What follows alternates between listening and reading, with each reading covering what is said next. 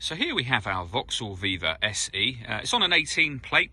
I'm going to start off by showing you around the outside of the car, and then I'll hop in and run through a few of its controls on the inside. But from the outside you can see that it's a 5-door car. I'll start off by showing you inside the boot, and then we'll work our way around the rest of it from there. So as we approach the boot, you'll see that we've got plenty of space there, particularly given the size of the car. We've also got that 60/40 split folding rear seat, should you wish to increase that space even further. And then underneath this carpet section, and this was an extra, we have all the tools, and underneath that polystyrene, a space saver spare wheel, which has never been used. Okay, so we're just going to work our way back round to the front of the car, and then we'll hop in and run through some controls on the inside. But now that I've done a full circle of it, you can see it's in excellent condition the whole way round. Just briefly before we climb in, I think it's well worth seeing the interior from this exterior point of view. There's plenty I can run through on the dashboard, so I'll hop in and do that now. Okay, now that we're inside the car, we're going to start with the dials. On the left-hand side, we have the rev counter, and on the right-hand side, the speedometer.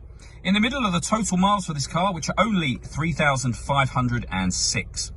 You can change the information displayed above that by using controls on the indicator stalk, and you get various different bits of trip computer information. Above that, we have the fuel gauge and coolant temperature gauges.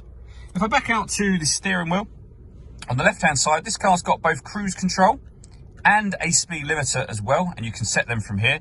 And over on the right hand side we have stereo controls and phone controls. You can only use the phone controls after such time as you paired up the phone, and that is done on the stereo bit, just in the centre here. Hit the phone button, then you'd hit pair, and then follow instructions from there. We're going to cancel that for now. When it comes to radio, this car has got both FM and AM radio, so you've got your FM there and AM, and you can save various different presets. To listen to your own music, press this media button. Nothing is connected or inserted at the moment. As you can see, it's asking us to pair a media device.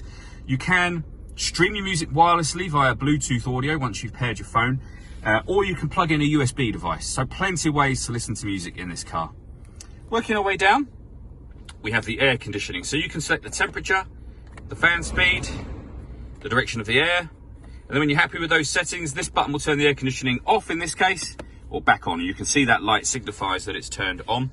You can also recirculate the air in the car by pressing this button. That's a great way of heating it up or cooling it down quickly depending on the temperature you've set here. Below that we have 2 cup holders and the USB input that I mentioned before, as well as a 12-volt charging socket so you could charge your phone or a satellite navigation. And this car has a 5-speed manual gearbox. Just to finish up, we've got the main book pack here, so that's got the owner's manual there and a quick start guide for the car, so just the main controls.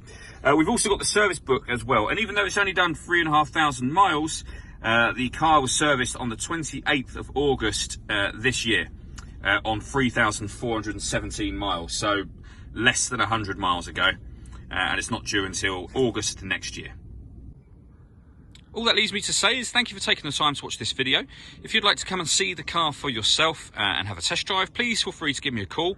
I'd love to hear from you soon.